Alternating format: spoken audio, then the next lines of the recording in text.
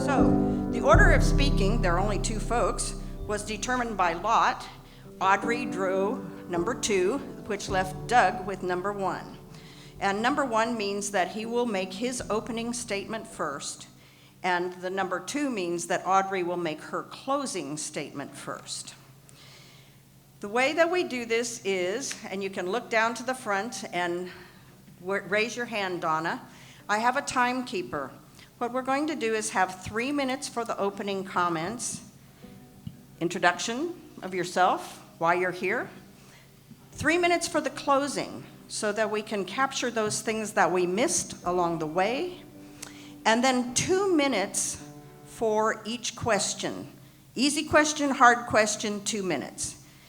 So the timekeeper, who's the woman down there, Donna Nelson, Donna will keep time. She will have a sign that lets you know when you have 1 minute left. I think that's a green sign. She has a yellow sign saying you have 30 seconds left, and a red sign saying stop. So pay attention to Donna to the degree that you need to. The questions will be asked back and forth. So what's going to happen, it's going to look a little bit awkward in a way, but after Doug makes his opening comment, and then Audrey makes her, I hope you guys don't mind if I call you by your first names. Please. Okay. Audrey makes her opening comment, then the first question will go to Audrey. So you kind of go twice in a row, okay? Just so that you know. I think that most of the audience now knows that we do not take questions from the audience. We have all our questions come through the moderator. The moderator has many assistants sitting at the table up there on the way in. So if you have a question, raise your hand with your question in it. We will have far more questions than we have time to answer. So what we try to do is put the questions together. One answer from each person on a certain topic. I would like you to check your phones, make sure your phones are off. Everybody got that? I would like you to check your hats, make sure your hats are off. I would like to tell you that there are bathrooms, and the bathrooms are out through the doors that way. I don't do right and left very well. I could introduce all the ladies from the league, but I think you'll figure out who they are. They're the ones scurrying around with white cards in their hand. So, but special thanks up here in the front to Emily, who's doing Facebook Live for us, to Donna and Patty, who are doing the timing. Now, you have seen probably several cameras and several people with photo equipment. 1224 Action News is here. The Shasta County Arts Council is here. The Shasta County Arts Council is doing the Facebook Live, and they will be posting things on YouTube. Everything will be available from them at 8 o'clock tomorrow night. Audrey Denny's videographer is here. Doug LaMalfa's videographer is here. Nevada County Media is here, and this is a group that used to be known as Nevada County TV, so thank you for joining us. We have photographers and reporters from Chico, from Siskiyou County.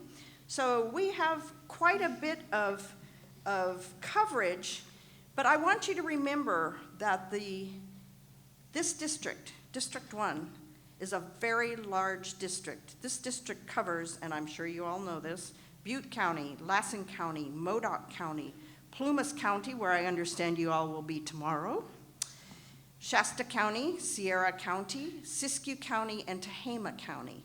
Most of Nevada County and part of Glenn County and part of Placer County. It is a very large district, and we're honored that we can have this event here. I would like to remind you that the League of Women Voters is really about civil discourse. We're about educating the public. Somebody said, why didn't you put these two wonderful candidates at opposite ends of the stage at their own podiums? And I said, because I believe in civil discourse, and if they can't sit next to each other, I don't know, you know. I mean, honestly,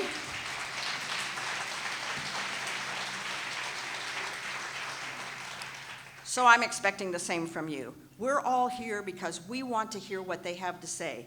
I can run this, and I have run these before, lickety-split. I can move through these questions really fast. I need your support to do that. No clapping, no hissing, no booing, no nothing, no waving things, no jumping up and down. Stay in your seats, listen, hear what they have to say. Does that work for you two? Works great. Yeah. Okay. And on that note, let's get started. So, this would be the last clapping. Just saying the last clapping. Doug, would you please go ahead? May I, before we start, Yes. Ms. Denny and I, we came up with a bipartisan resolution. Could we ask that those lights be turned down about 30%? I was wondering if you might feel that way. I'm a little beleaguered by the lights myself. And No, there that's- goes Lewis. He's got us covered. Thank you, Lewis. Y'all can still see us, right? So, all right, that improved a lot. It's going to be hard on the camera people because they were all set to go, but Well, they can run for Congress then, huh? All right. All right, go. All right, well, thank you. I'm Doug LaMalfa from Richvale, California. I'm really thankful to the league and for this format, for making the effort to put this together and finding a venue that would fit just about everybody. This worked pretty well. And also thank all of you for taking your time on Sunday afternoon and come be part of the civic process. Really appreciate it, and hope to have a good informative discourse here. So first, let me, as we have all observed and lived, and people here locally, this was a terrible summer for fire, and it's still going on. We're probably only mid-season the way it goes. And I just want to really commend the way the people of this community, this area, this region, this district come together in that time of crisis with their first responders, but as neighbors.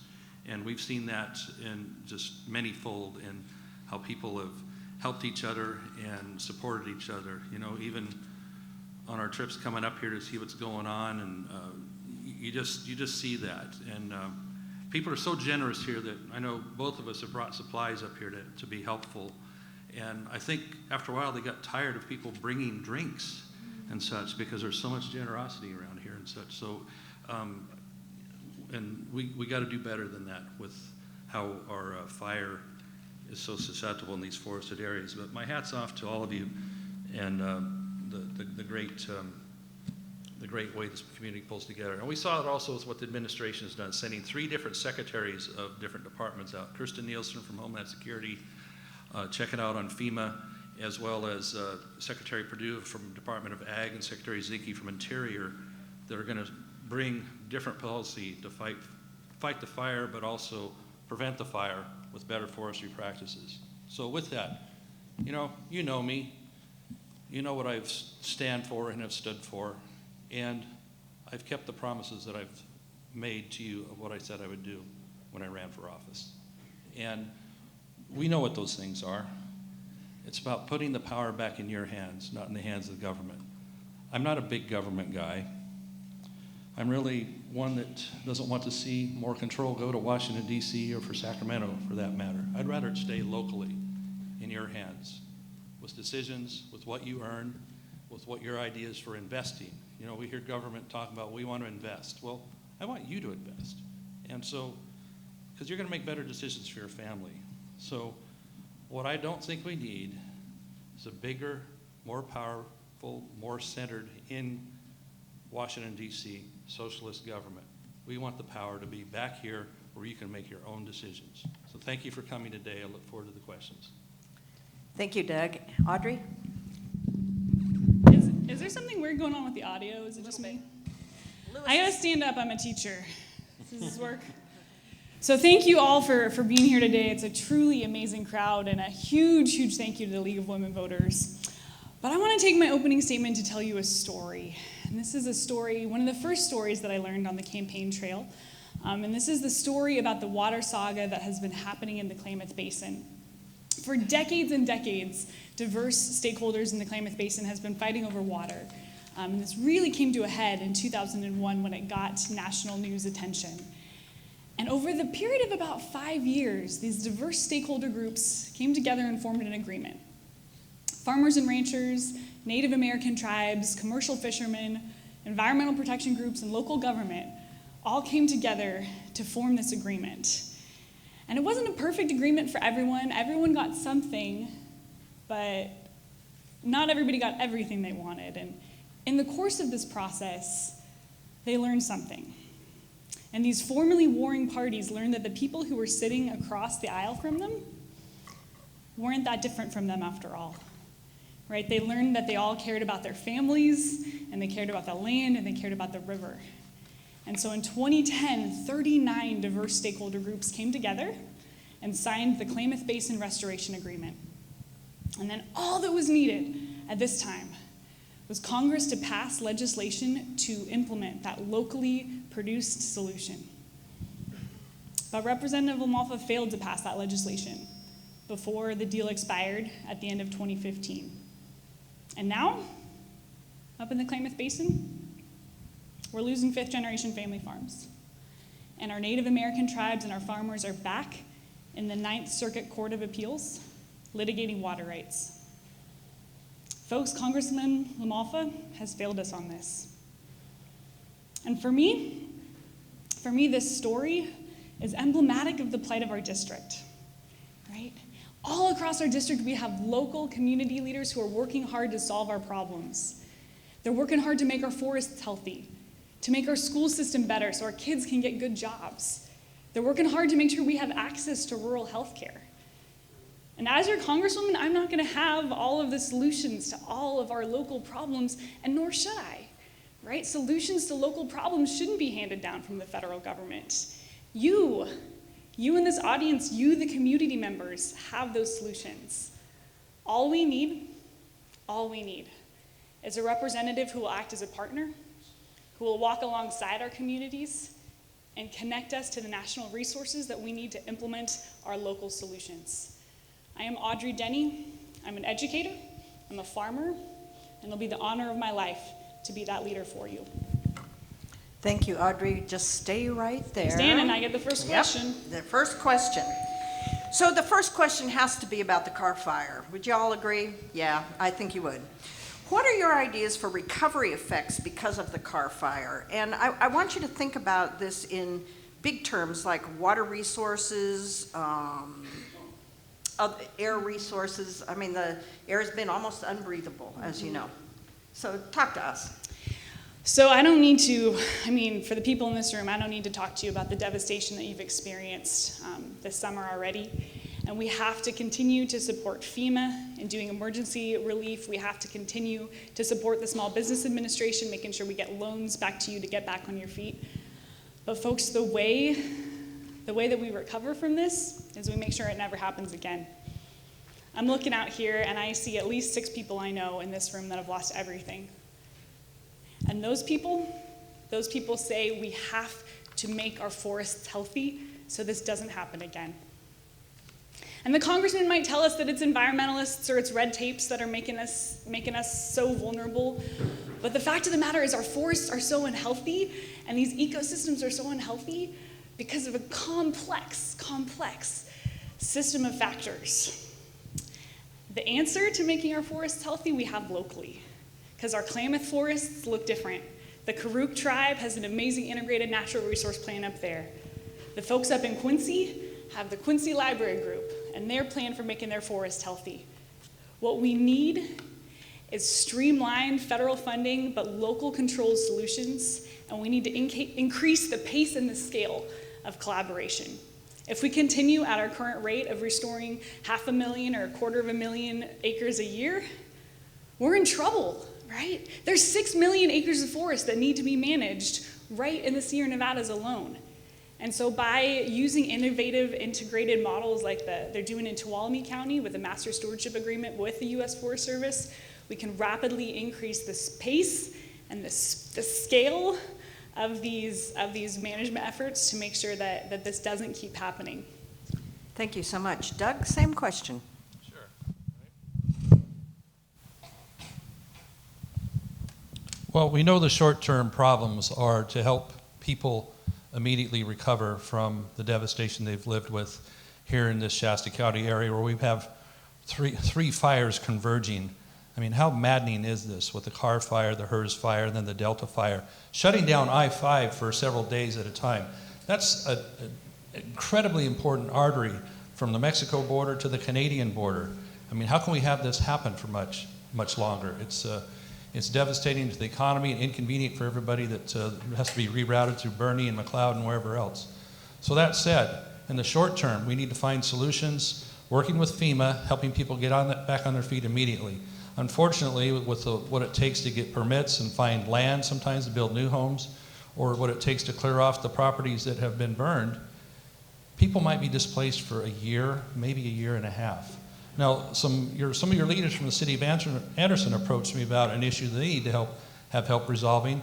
If we can get this done, if we can help with some USDA grant money on this particular issue, we can have already available lots that have been vacant since 2008 with the downturn in the economy, kickstart right away and get people probably 6 to 8 months in their homes sooner by using some of these undeveloped lots and kickstarting the process. That's one small part of it. But big picture, long term, we're not managing the forest the way we need to do it all. Now, in Congress, you're going to see some phony billboards and stuff that says certain things, but actually we increased the budget to U.S. Forest Service so they can do their activities. We also separated out the emergency funding they need because they are having to draw from their everyday funds to do the emergency funding for fire suppression. They've been fighting for that for quite a while. Myself and bipartisan effort with Mr. Garamendi and Senator Feinstein finally were able to get through legislation and funding so their emergency funds doesn't gobble up all their day-to-day operational funds that would do timber harvest and permitting, et cetera. So the long-term solution lies getting out in the forest and getting the job done of thinning. Thank you. Doug, stay up there. The next question is, how are you and your team working to capture the votes of younger people? And we're defining younger in this group as 30 years or less.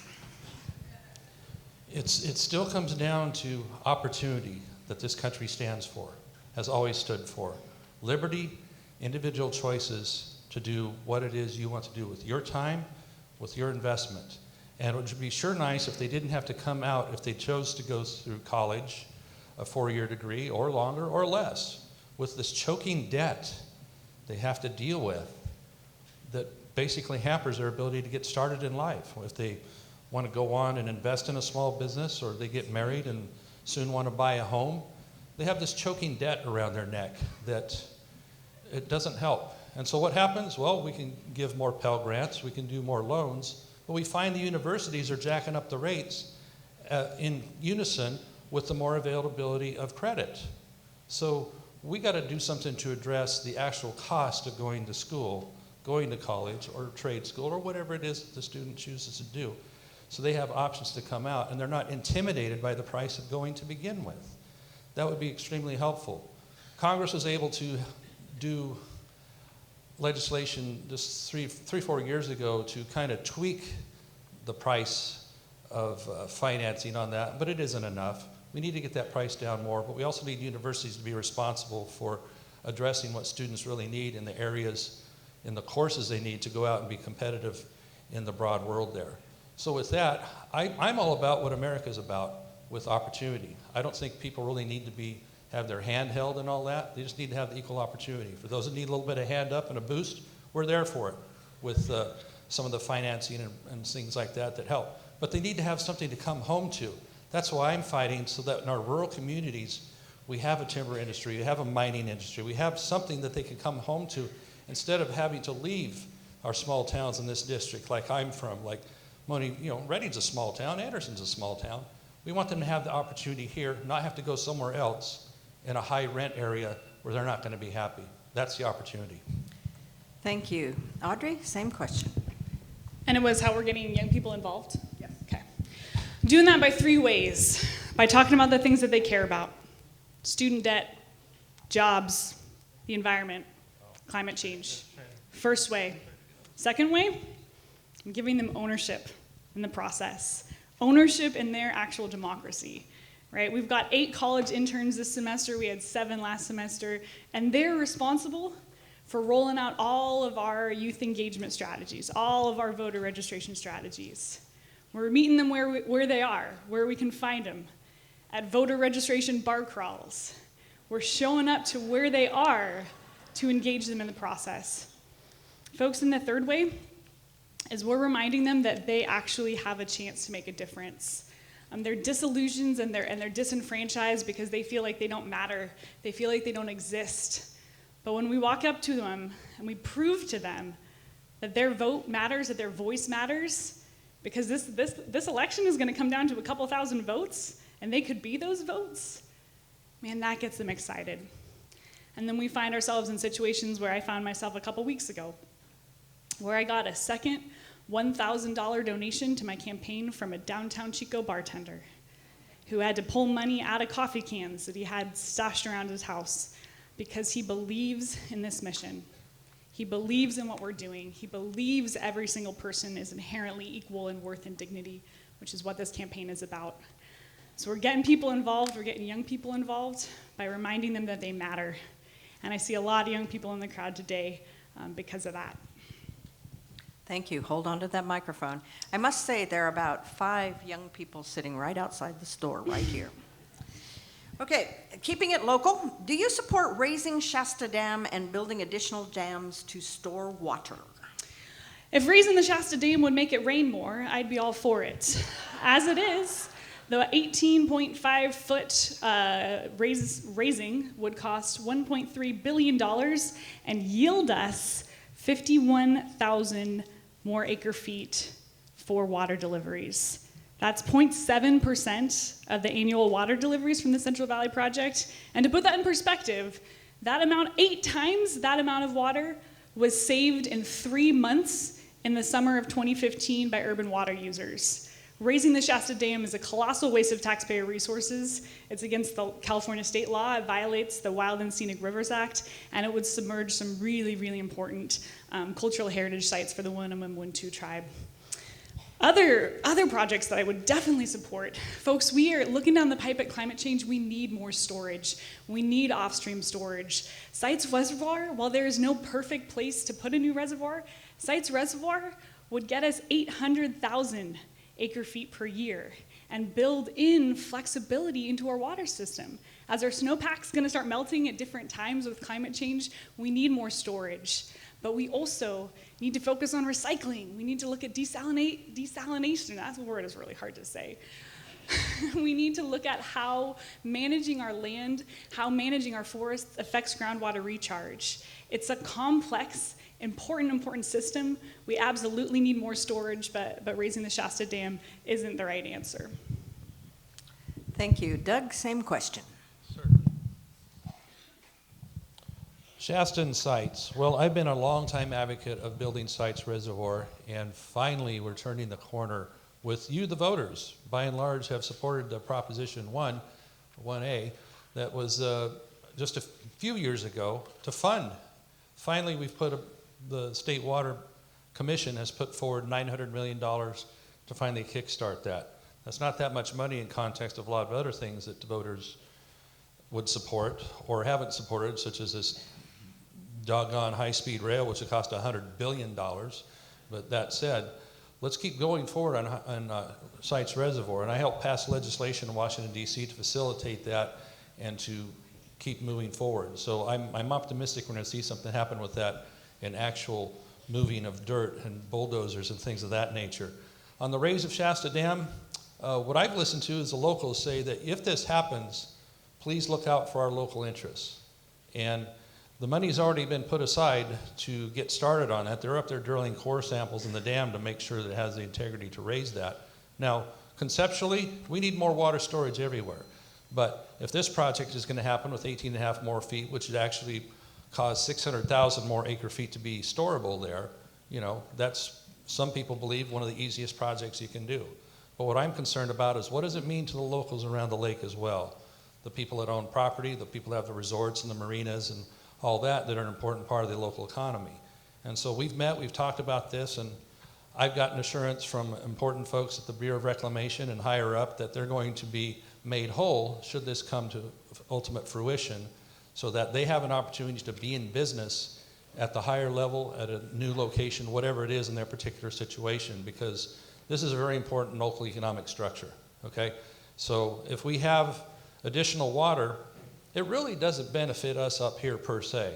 But what it does do, if we build Sites Reservoir, if we have more in Shasta, it takes the pressure off of us when there is a drought to come after the water we already have in a lesser number and have them come take it from us. So, thank you.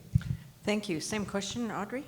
Well, I do. Oh, no, Doug, you got another question. I'm off kilter here. Okay, what are your thoughts on, we're going to talk about the Postal Service here. So several different things. Restoring the solvency of the Postal Service, restoring local overnight mail delivery, keeping our rural post offices open and not closing them. You know, I mean, when we have to run all our mail through Sacramento, it's certainly a delay. And the inconvenient hours, well, and retaining 6-day delivery. And is it even a practical idea, all these things? Well, it's been practical for many, many years, hasn't it? Now, what is the, you told me to stay in the light here. Okay. Yes, I did. It's worked for many, many years. Now, obviously, we do have higher energy costs and other things that cost more to deliver the mail, but we also need to be looking at the structure of what is the pricing of that. Is Amazon getting too cheap of a deal to deliver their stuff? Are book rates and others for heavy packages? I think those structures are too low in price.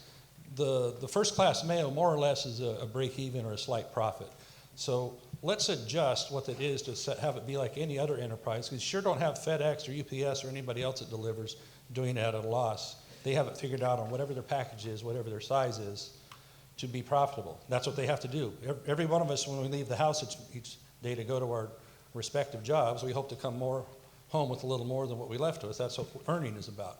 So the post office needs to be freed up to be able to do that. They also have a very onerous retirement package that requires 75 years worth of looking out into the future on that, which is unique to any other federal issues. So we've talked with many of the postal workers about that, and it's hard to get things through Congress sometimes, but we have to endeavor to make the Postal Service be able to continue to work in that manner, because it is extremely important in communities like ours and districts like this, which we have dozens of post offices in every little burg up and down each county.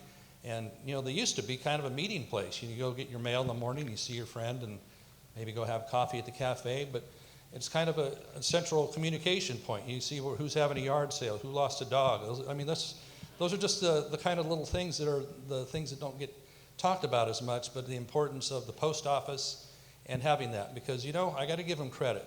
And, you know, people like to make fun sometimes, but the idea you can drop by one little stamp and drop a letter in, and it's going to go all the way across the country in just a few days. Now, the closing of the regional centers here, bad idea, because having to all funnel through Sacramento has slowed down our delivery by 2 to 3 days, and we especially see that at campaign time, right? So, thank you. Thank you. Thank you. Audrey? So the Postal Service was one of the things when I launched this campaign that I knew nothing about. I knew that it was the only place that I could go in and pay money to walk out with nothing, but that was basically the extent of my postal system knowledge.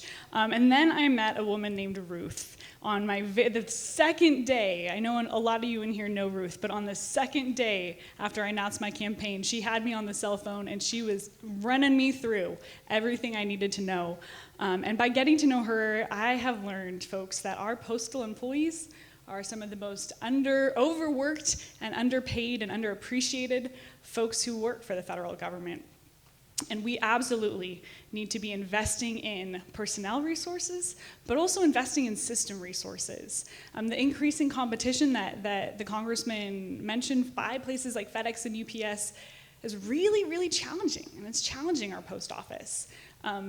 Making sure that we elect a representative who doesn't take corporate donations from entities like FedEx and UPS, I think is important. But I also think it's really important to make sure that we're innovative and we're creative when we think outside the box in terms of things like postal banking, where in our rural communities, when we're so remote rural, we don't have the opportunities to have banks. If our post offices could also act as with some banking services, that would add more solvency to the institution, that would give our local communities more access to things that they need. And so I think it's absolutely an issue that we all need to be paying more attention to. I know it's not the first thing that comes to mind when you think about issues facing the district, but it's a very, very important one. And I'd like to just give a shout out to all the hardworking people at the post office, especially Ruth. So thank you. Thank you. And your next question is about immigration.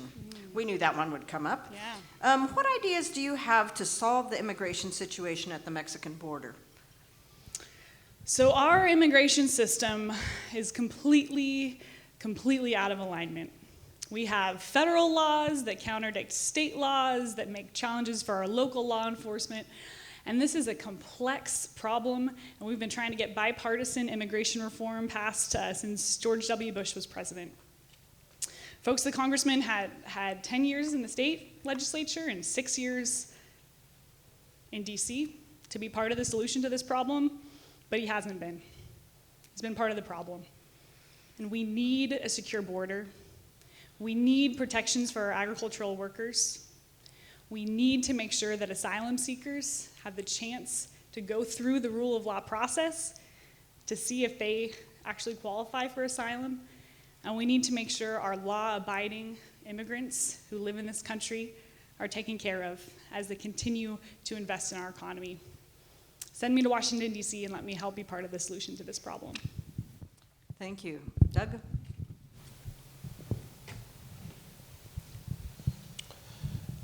If you don't have a sovereign border that's enforced, you don't really have a nation, do you? So what does it take?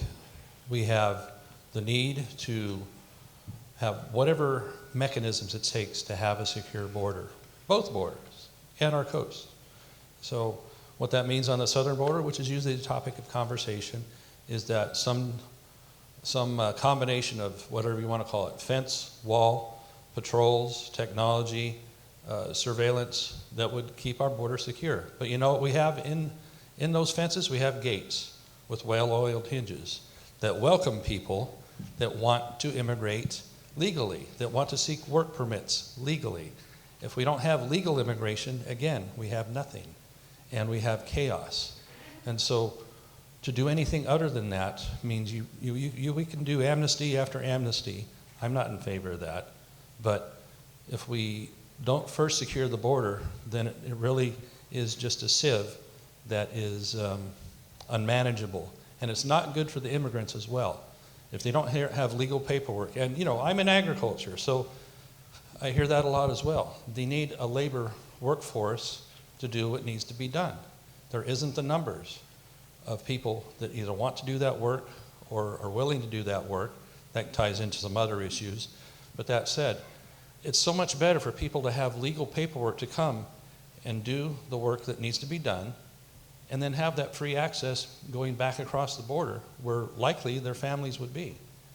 That's a good way of doing business, because right now what those illegal immigrants are subject to is horrendous. With the coyotes, the things that happen to women that would come across the border are unspeakable.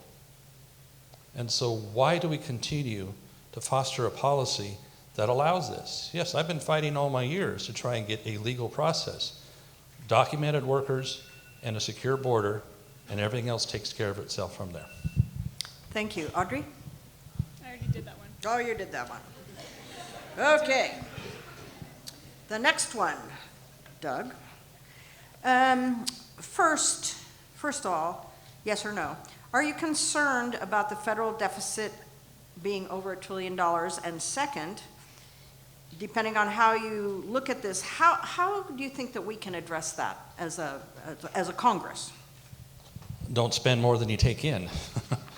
That's what we have to ultimately achieve here. Yes, it's a great concern that we're somewhere around 21 trillion, well, 20 plus $1 trillion in deficit. I mean, how many zeros is there in $1 trillion? It's ridiculous. So, but when we are in DC putting together budgets and appropriations, there's two sides to every issue there. We've had some good fortune to lower the deficit in an individual budget year by quite a bit, but then some of the put-off spending or put-off reforms start kicking in and the number wraps back up.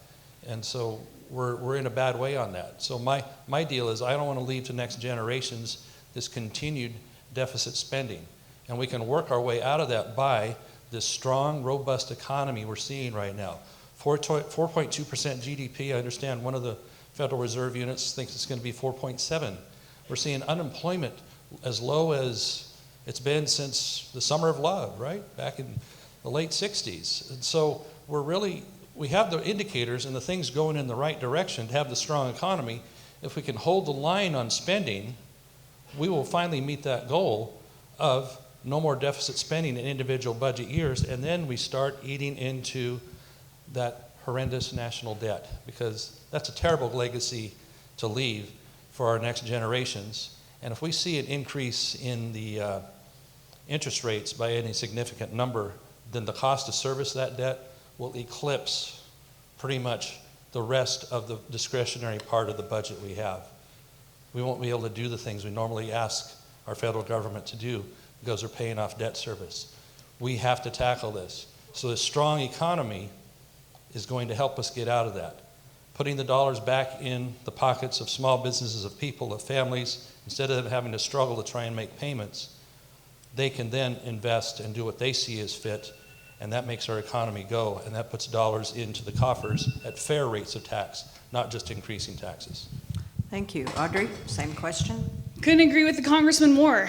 Absolutely, absolutely the deficit is a problem. What's especially a problem to me is the $1.5 trillion we added to that deficit because of the tax plan that was passed last year. The fact of the matter is, folks, the Congressman and I agree on the way to make this happen. We have to restore fairness to the tax code. The tax plan that went through was a massive, massive tax giveaway to the richest among us and corporations. They were supposed to create more jobs with that money. They were supposed to invest, but they bought back their own stocks. They didn't increase workers' wages. The people around here, we're not feeling this supposed booming economy. We are struggling. A quarter of the people in this district, and I'm assuming in this room, rely on Social Security to make their ends meet. The tiny, tiny amount of Social Security that you get. And Republican leadership in the House has already said that passing this tax bill to address this new $1.5 trillion added onto the deficit, they're going to cut your Social Security benefits and your Medicare benefits. It's already been said. Folks, we have to restore fairness into the tax code. They threw us a bone with the tax bill. I mean, you'll hear the number, maybe $2,000 for the average Californian family. But the fact of the matter is, corporations and the richest among us took home the whole cow. And we have to restore fairness to the tax code. That's how we attack the deficit. Thank you. Hold on a second. There are 2 empty seats in here. There's one up here, and there's one in the back. Could you raise your hand, the one in the back up there? So let's find 2 people who really need to sit down who are out there in that audience. One up here and one in the back. And one over here. So that's 3. Thank you. Okay, Audrey. Down and to the right, we've got one. Or your right, my left. Stage left? No, I don't know. That way. Theater was never my thing. That way. You like the pointing, huh? So, veterans, big issue, disabled veterans and veterans. I mean, not every veteran is a disabled veteran. What are we going to do to support those veterans? You'll be hard-pressed to find an issue closer to my heart than veterans issues. Couldn't be more proud of my dad. He's a Vietnam vet at age 19. He was accepted to 2 different colleges, but he signed up to go to Vietnam. He was shot down twice in the line of duty. He earned 43 Air Medals of Valor and a Distinguished Flying Cross for meritorious service. And folks, it took him 36 years to get all of his benefits. 36 years because of the backlog. He's 100% disabled. 70% of that is with PTSD. And the life-saving services of the Veterans Administration is the reason that I still have him. And it is my core belief that we have to provide our servicemen and women support when they come home. We have to train them again how to be civilians. We have to help them get jobs, make sure they find housing. We have to make sure that their mental health care is just as important as their physical health care, so we can make a difference on the horrifying veteran suicide statistics that we see. 22 a day. We don't do this. We don't do this by privatizing the VA. We do it by fully funding and fully staffing the VA and making sure that new innovative programs to train our servicemen and women how to re-engage in civilian society are there. I commend the Congressman's efforts on getting us new VA facilities in the district, and I hope to see much more of that in Congress in the future. But folks, patriotism doesn't belong to one political party. We all in this room are patriots, and I'm so grateful for the veterans and the servicemen and women in this room. So thank you. Thank you. No clapping. You'll make Susan mad. They don't care, but I care. Doug, same question. Well, for me, I was 8 years as a state legislator where we had little say in doing that and doing anything to help our veterans on a meaningful way. But as a federal one, when we took office, immediately we jumped to work. My staff does stellar work on helping individual cases. We have a lot of cases, probably 50% of our calls to our district offices have to do with a veteran trying to seeking help and trying to get through the maze that a lot of times is the VA. Now, the VA serves a lot of people very well, but when you hear about the backlogs and the phony numbers and the long waits and the phony wait lines and all that sort of thing, we know a lot more needs to be done. I think we're moving in the right direction. The Veterans Choice Act is something we passed to say, you know, veterans, we understand you don't want to wait in line wait for months to get an appointment because you're having chest pains. That's kind of an immediate issue, all right? And so we don't want you to have to travel. Some of them, like up in Siskiyou County, will have to get on a bus at 3 or 4 in the morning, a van, and go all the way down to Martinez or someplace to get a simple checkup, a simple test of some sort, instead of being able to do it locally. The Veterans Choice Act gives them the option, and we've been able to force actually being able to use it. So you can go to your locals and get that test done to get that immediate attention. But still use the VA when you want to. So we've increased the funding to VA. We have sought to put newer facilities in, but you know what you really need? You can have a building, but you have to have doctors in it.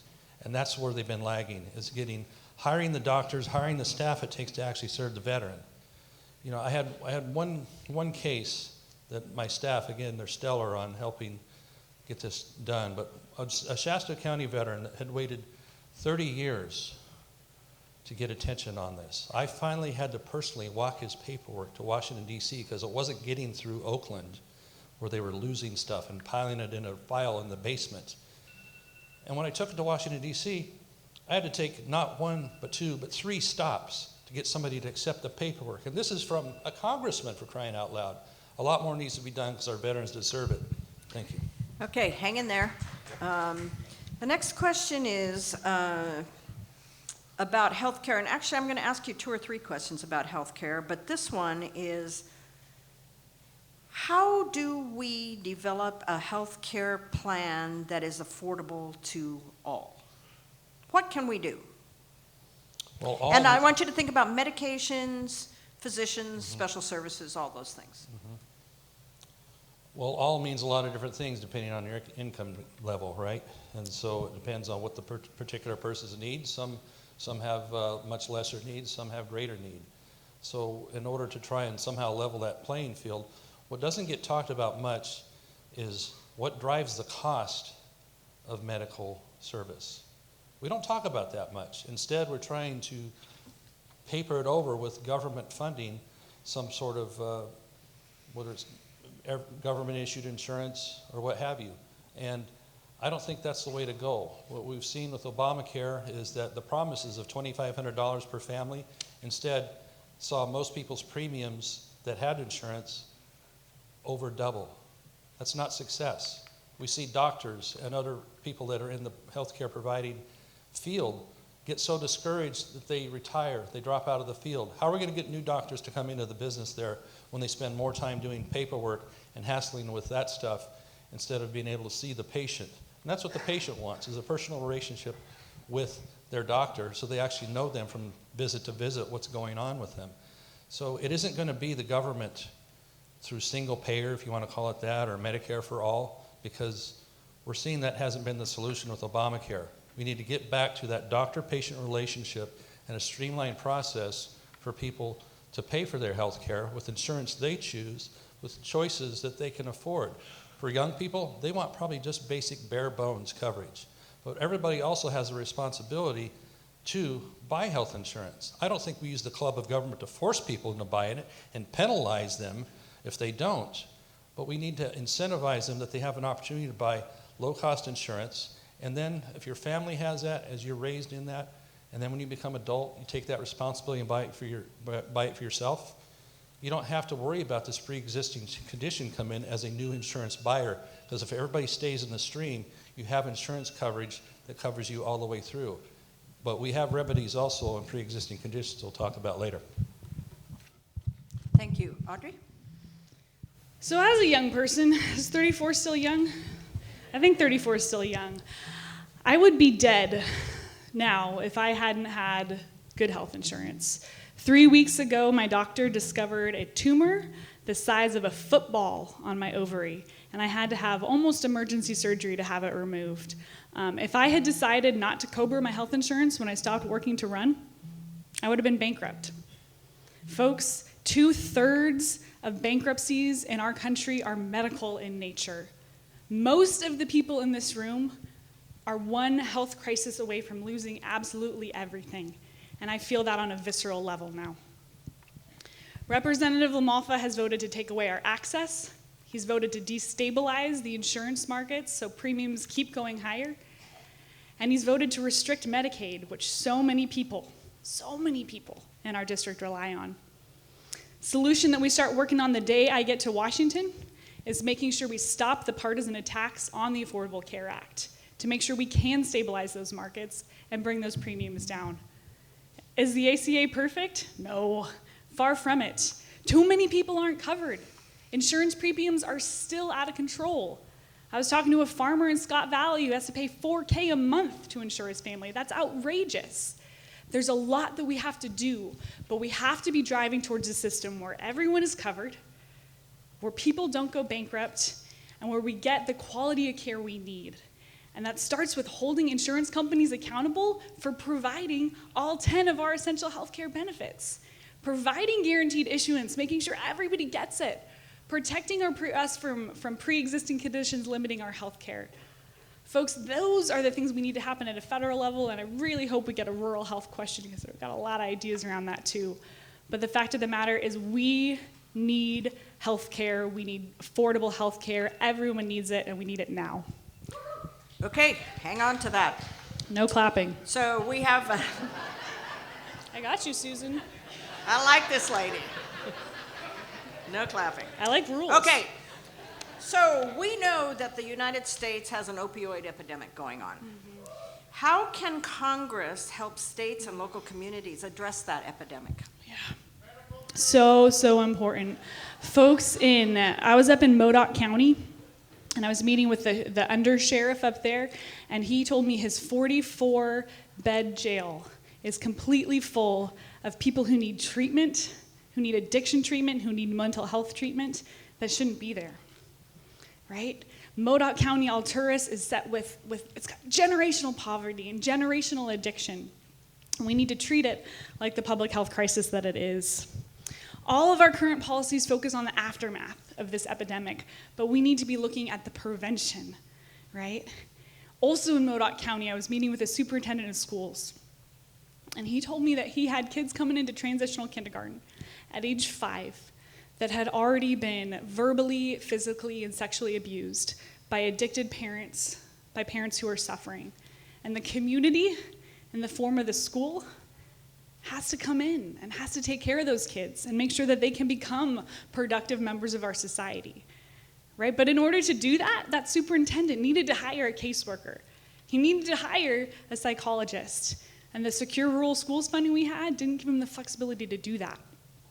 So there's a lot we can do, making sure that we protect Medicaid, where so many of our residents get addiction treatment, get mental health treatment through, making sure our federally qualified healthcare centers are up to snuff, and really making sure that we're working to untangle the snarl of addiction issues, mental health issues, and adverse childhood experiences. Thank you. Doug? The House of Representatives lately has passed several pieces of legislation targeting this opioid problem. Indeed, it's a scourge on all of our society, but especially prevalent here in the North State as well. And so if we can allow these programs to work and see the results on that, then I think we can see these numbers start to go down. They're not just numbers, they're people, we know that. And so we had a recent opportunity to go up to Plumas County, where they have an innovative program there, their local officials there, that the problem they started with was a horrendous amount of people with opioid addictions, the number of overdoses, the percentages are just beyond belief what they're dealing with up there. But they're innovating up there in Plumas County, and it could serve as a model for a lot of other areas, because what it is rural concerns. It's a lot harder to get and deliver rural health services because you know the dynamics. Strengthened rural economies is a big part of that, having the dollars flow back where they used to come from. We talk about secure rural schools where, that's actually, unfortunately, a government program that is replacing the timber industry. Now we're watching all this timber burn up everywhere. That industry used to put the money in the pipeline to help local governments operate and provide opportunity for people to be employed instead of being home depressed, where they turn to drugs like this, where you see domestic violence. So all these things are interrelated. All of them are intertwined.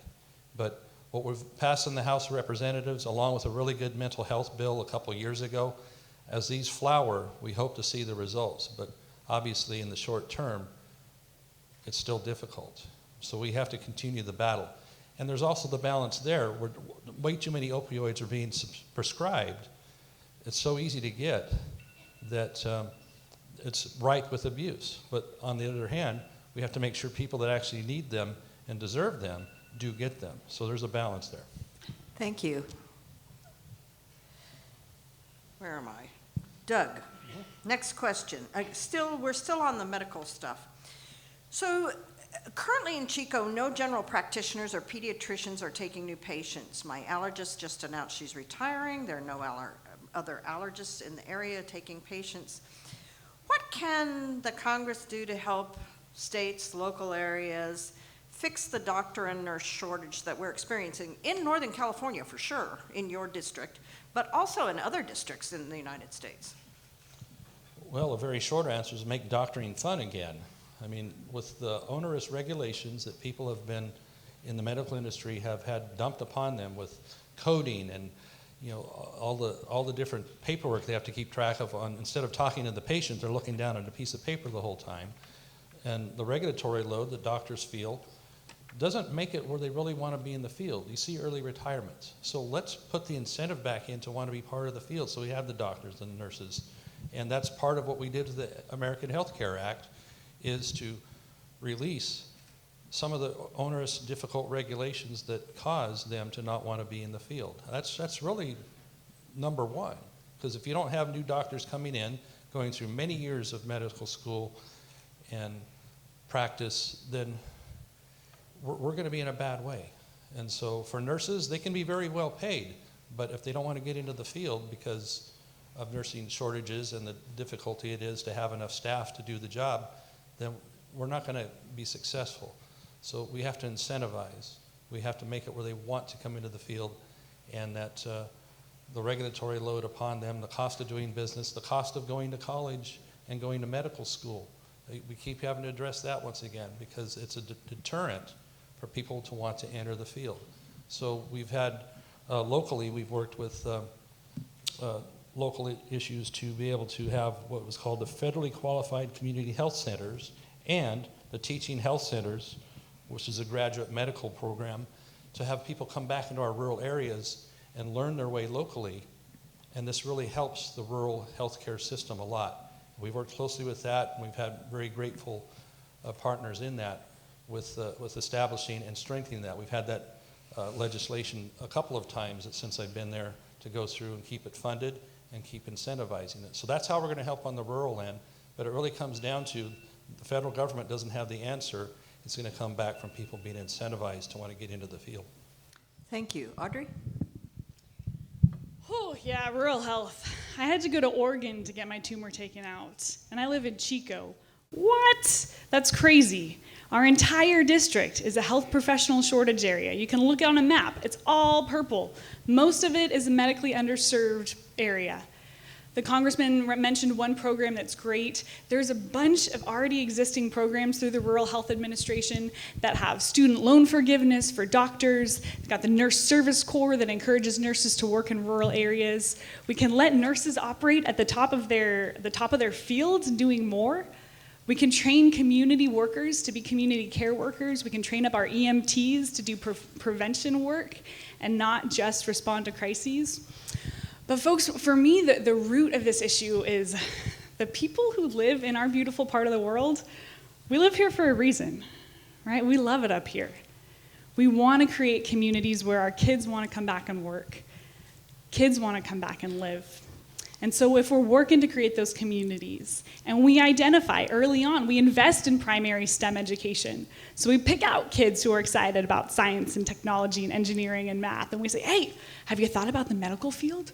Let's send you to undergrad. Let's help pay for your undergrad. Let's help make sure your student loans are forgiven.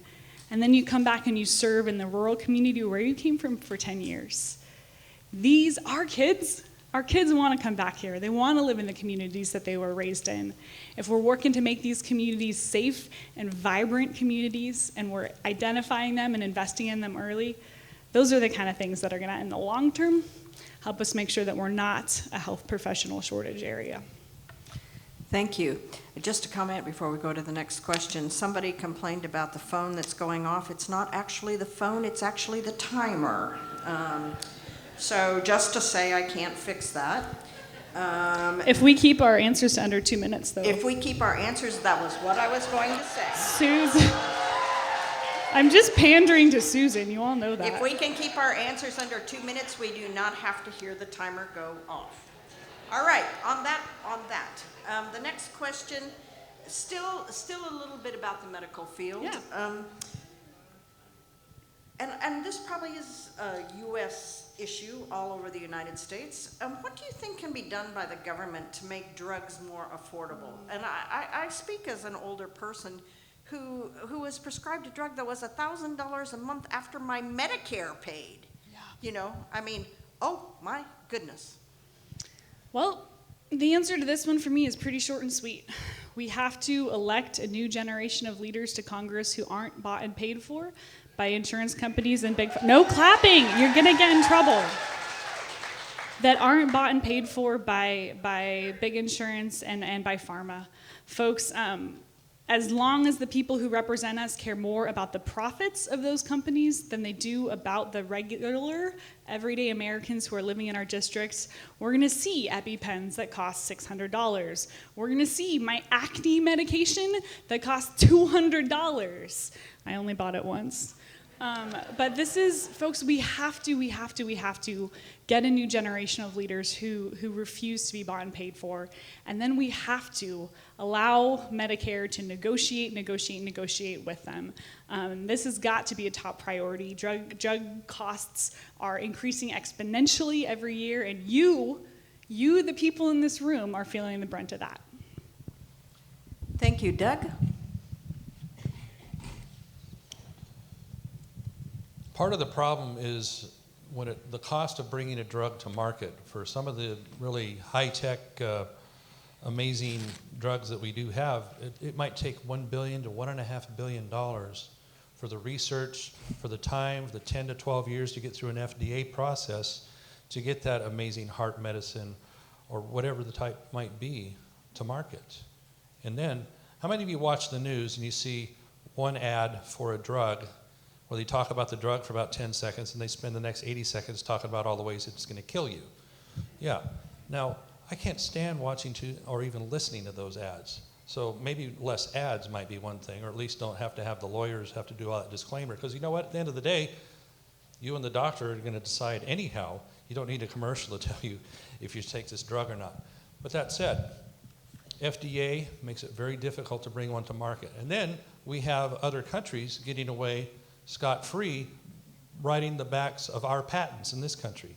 The patent is very valuable on when that drug has come to market, gone through all that rigorous process to get there, and yet other countries can sell it for a few bucks versus what we have to pay here.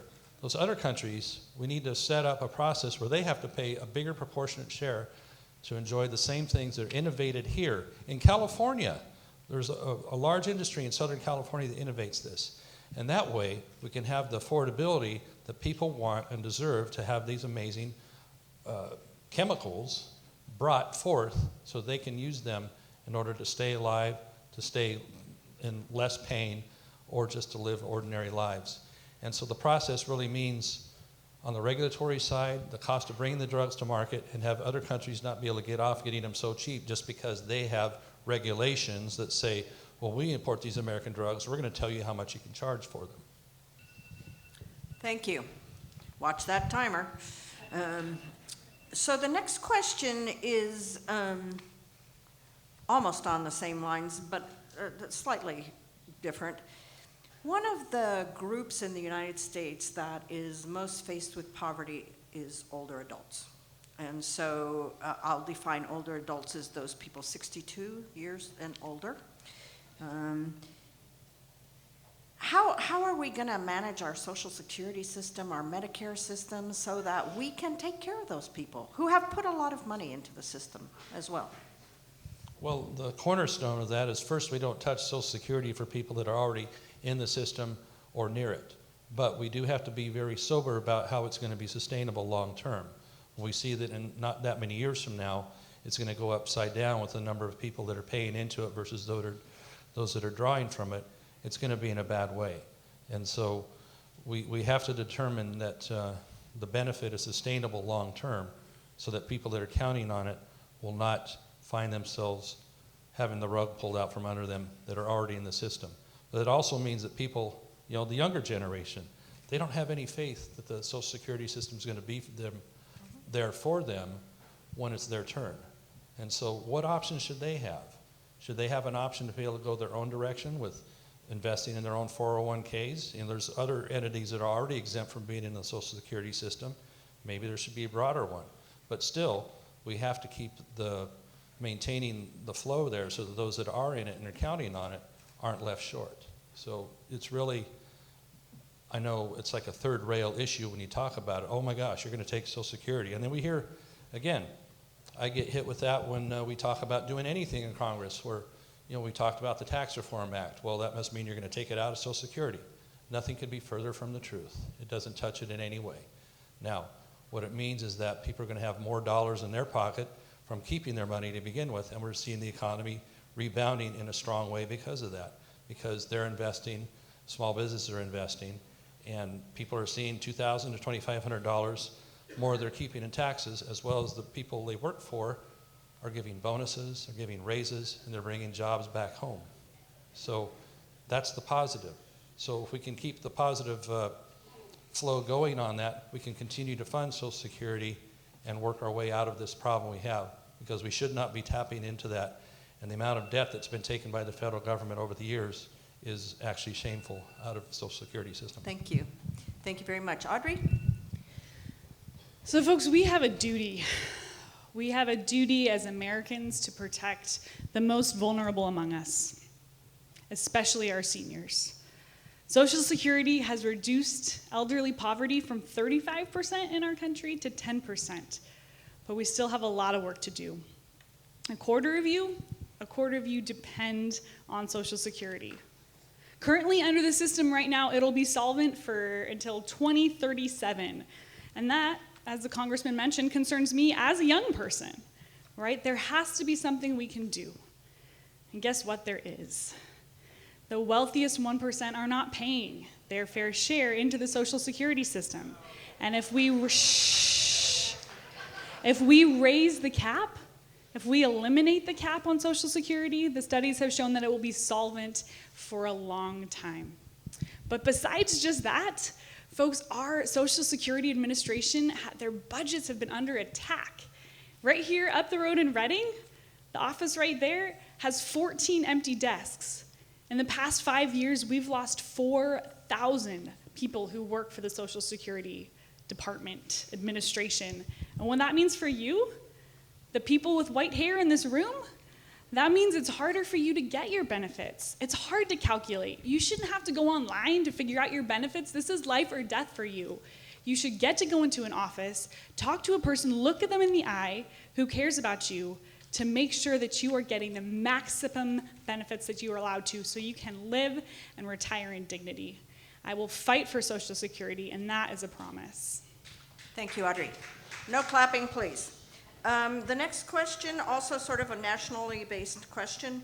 What are the best uses of public lands, such as our national forests, national monuments, wildlife refuges, BLM lands, Bureau of Land Management lands, I should say? I am such a big fan of public lands. My favorite thing to do when I'm not watching Giants baseball and sipping on a lovely glass of bourbon is to be hiking and backpacking in the mountains with my sisters. And in our part of the world, in our district, we have so many beautiful public lands. We have to be able to manage our public lands for multi-benefits, right? For recreation and tourism.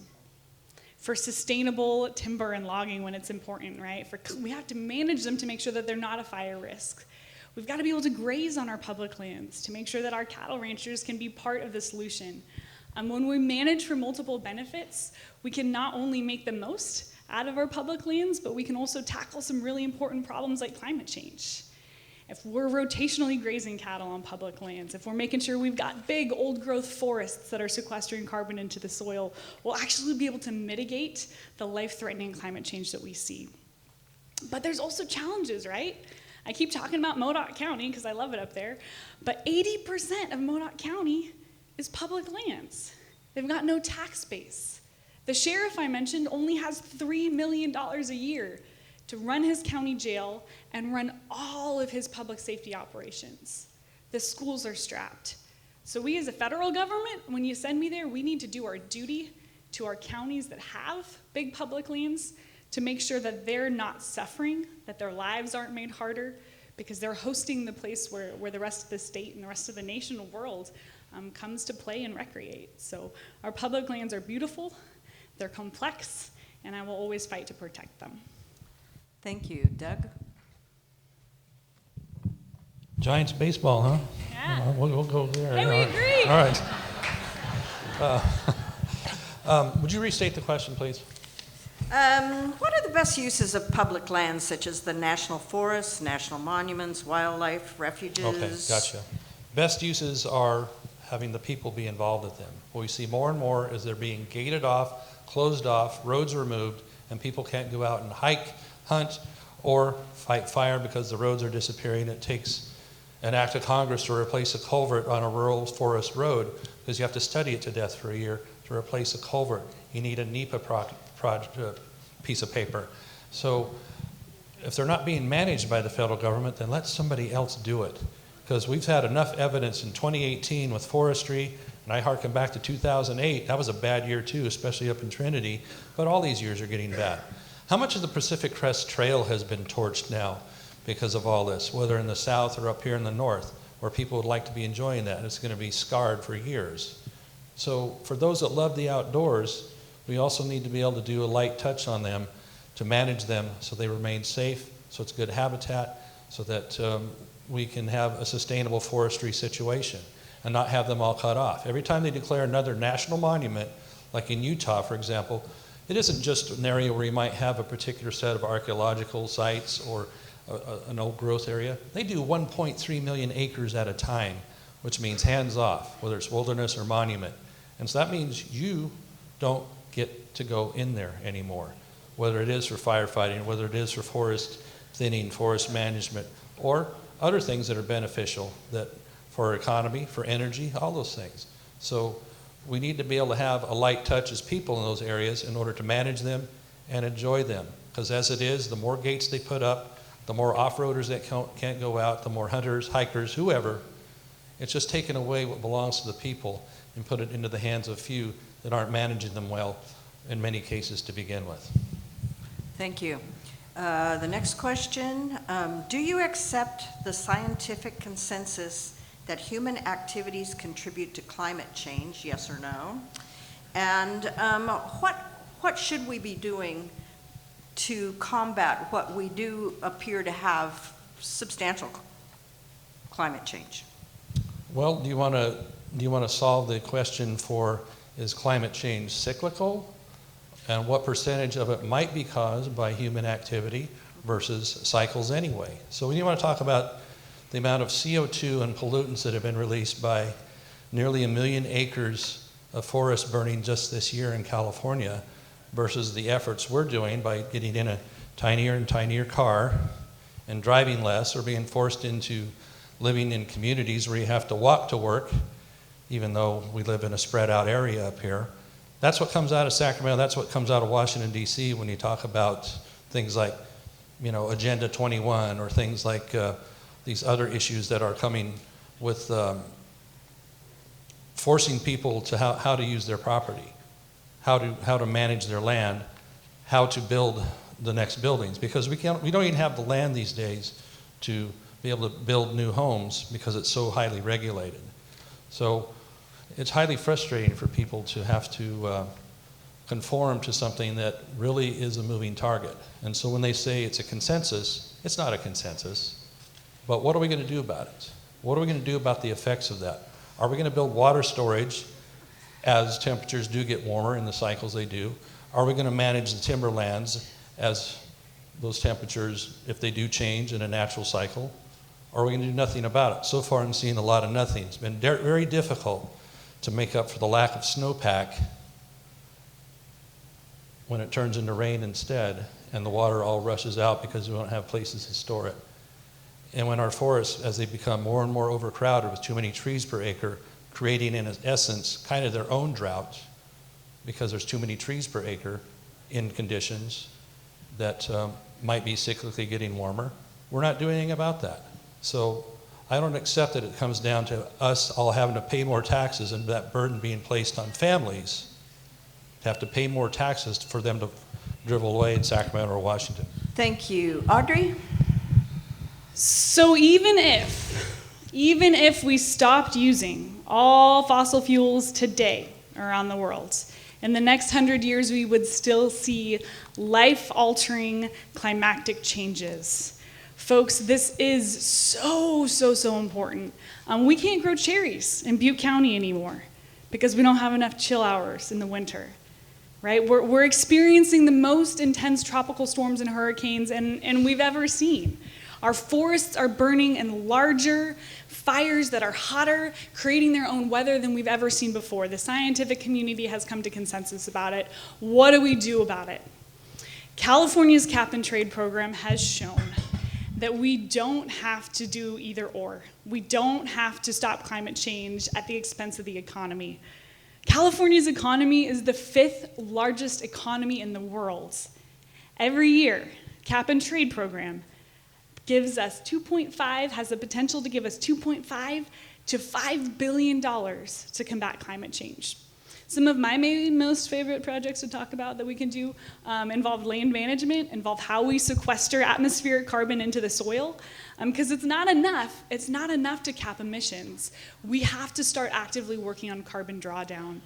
And we can, as farmers and ranchers, be on the front line of this.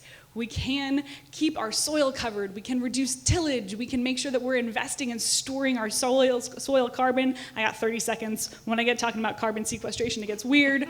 But we can make federal policies like California's Healthy Soils Initiative that are actively working to mitigate our climate change, that help farmers be more profitable.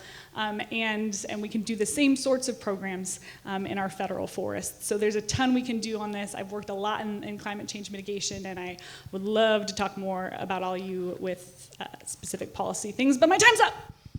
Okay. But your time isn't really up It's starting on my because turn.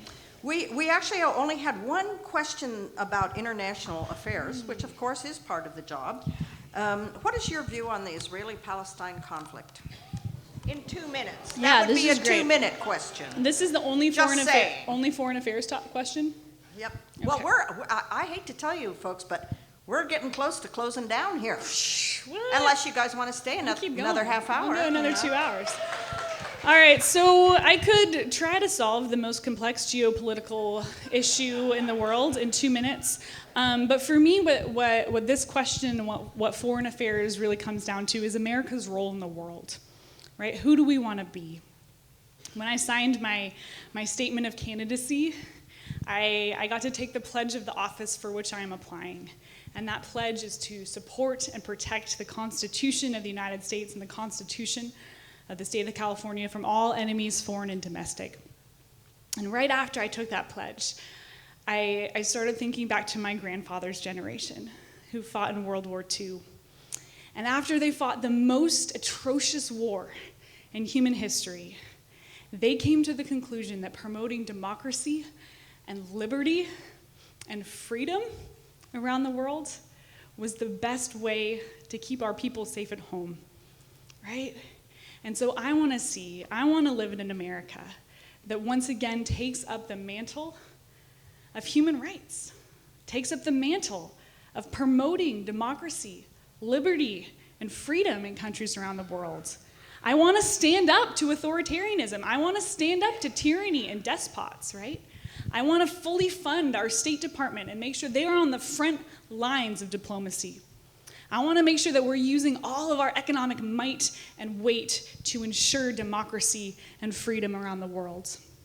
I want to make sure that we're fulfilling our commitments with our multilateral institutions. And I want to make sure that we're using military intervention as a last resort.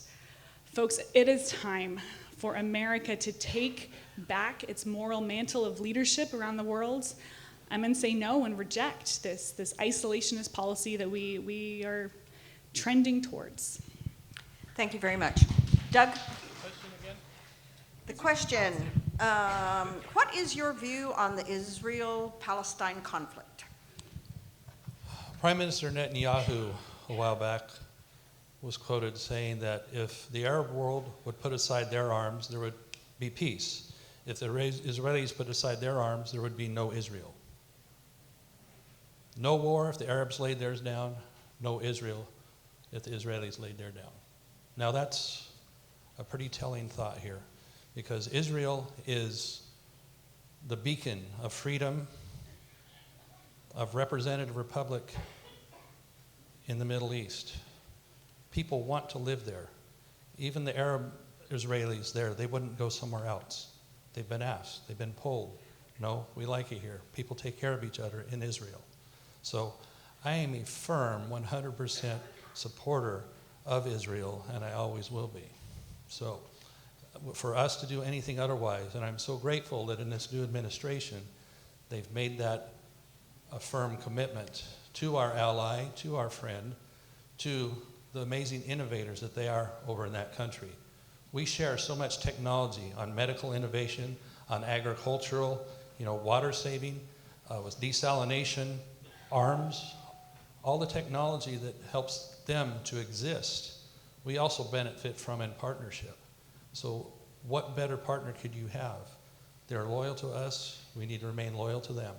Now, can a peace solution be found? Well, if both sides want to come to a table and actually achieve that peace, which can be done actually fairly simply by not launching rockets into a free country that then, after they're done picking up, actually helps the other side with patching up their people with medical supplies and sending them aid and all that sort of thing. What is the reward Israel has had for deeding over the Gaza Strip? And why would they give any more over when their avowed motivation by time's up. You know where I'm going with that. Anyway. Thank you so much. Folks, we're going to run over just a tad this evening. This is the last question, then we'll have closing. And the last question is, tell me how you plan in the next 2 years to be available to your constituents. That's a good question, isn't it? Yeah. Well, I see I'm going to have to put some new tires on one of my vehicles there to get around the district. But that's I think, been one of my hallmarks, is that we are very visible and available in the district to get around and see people. Well, if people can behave, right?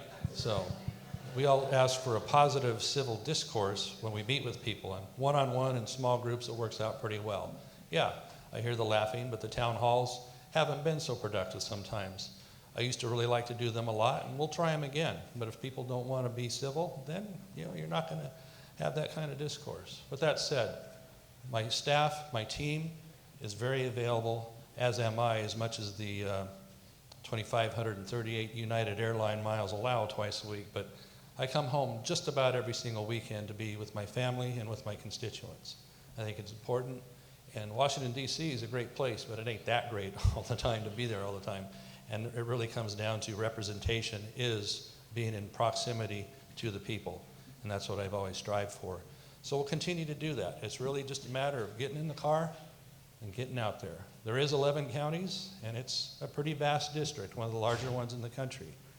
And so it isn't always easy to get around to those far reaches, but I place great value on that. As a state legislator, when I wasn't as far away all the time, I did a heck of a lot of it then too. So I hope that people will see and recognize that that's who I am, and that's what we'll continue to do so. And there's the other mediums as well. Now we have the telephone town halls. A lot of you receive those calls.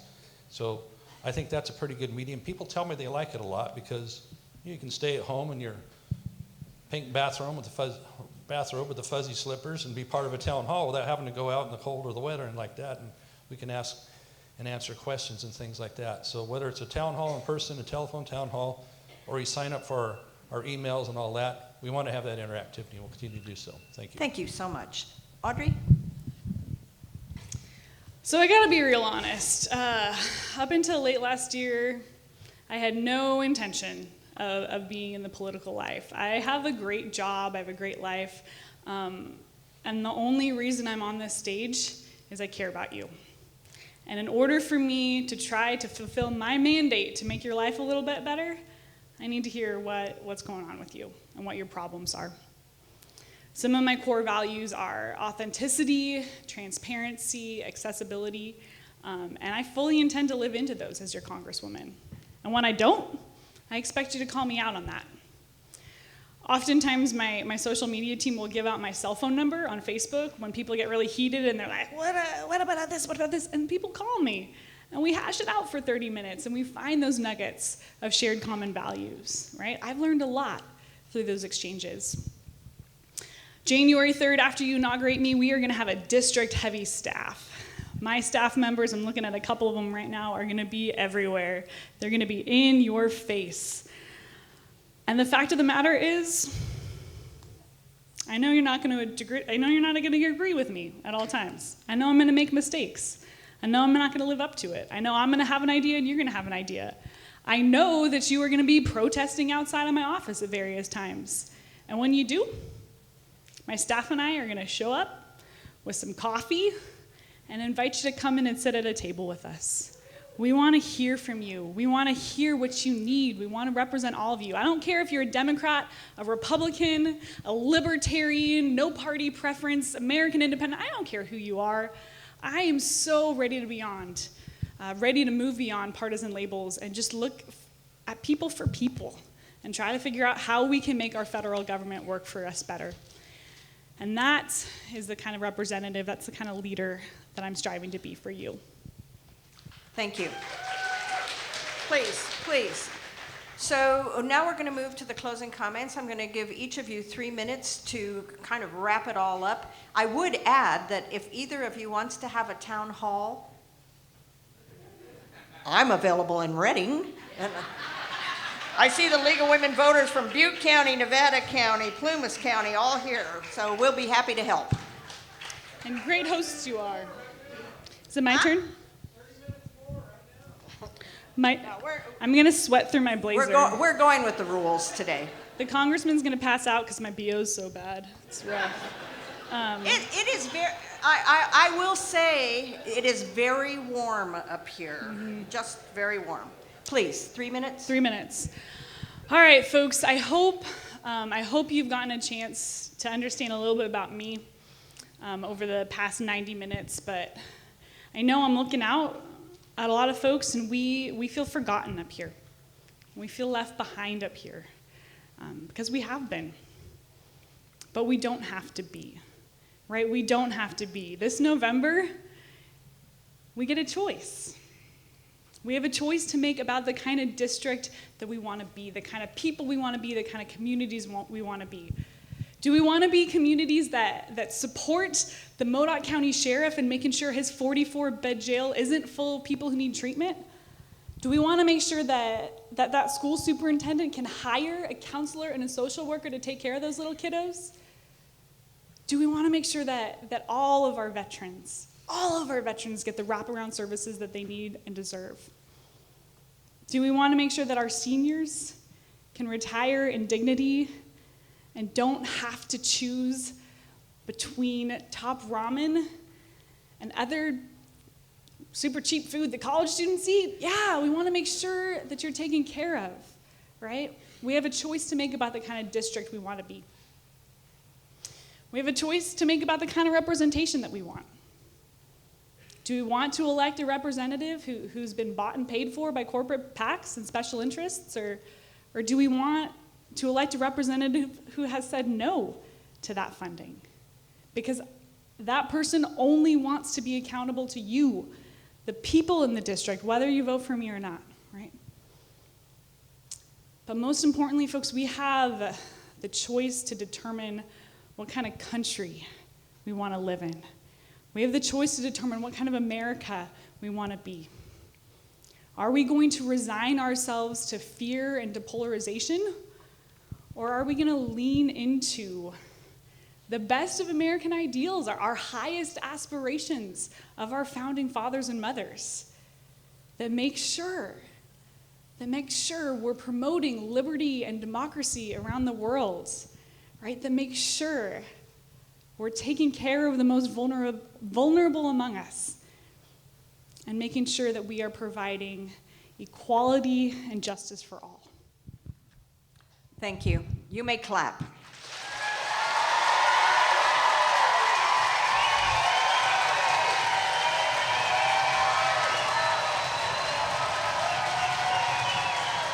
Okay.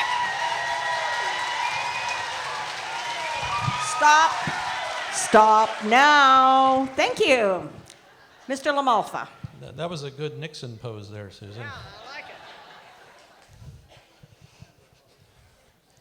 All right. Well, again, thank you for attending here tonight and doing your civic service as well and seeing what we are about. You've had a chance to hear from both of us, and we see some overlapping thoughts, but we see some different thoughts as well.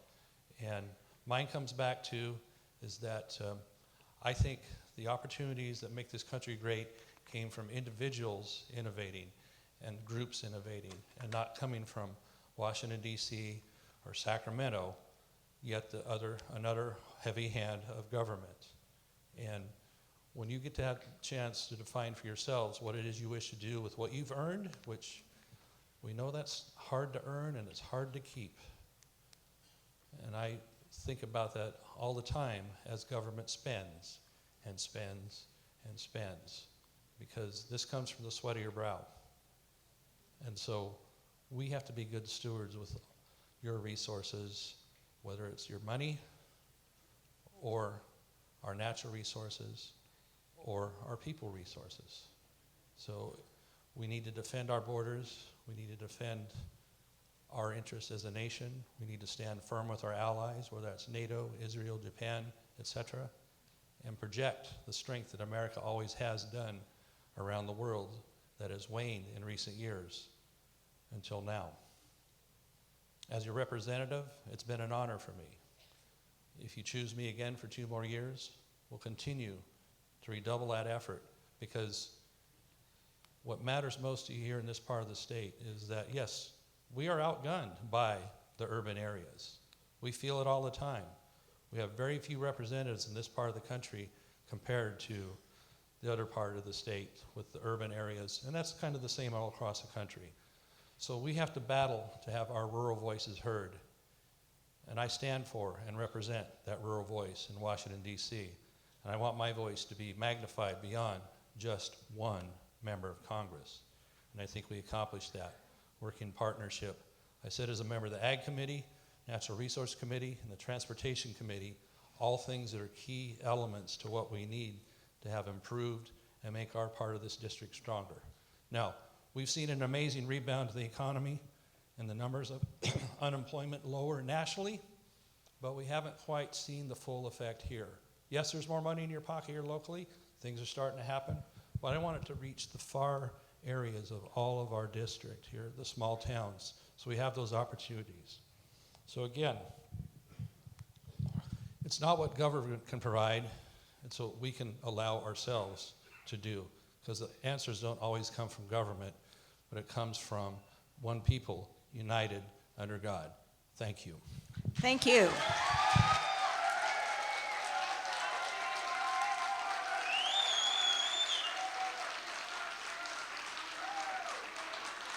Okay. So you all have been an absolutely terrific audience. Thank you very, very, very much. You have made my job easy today, and I have to say I came in here with trepidation. Big hand for both candidates before you leave.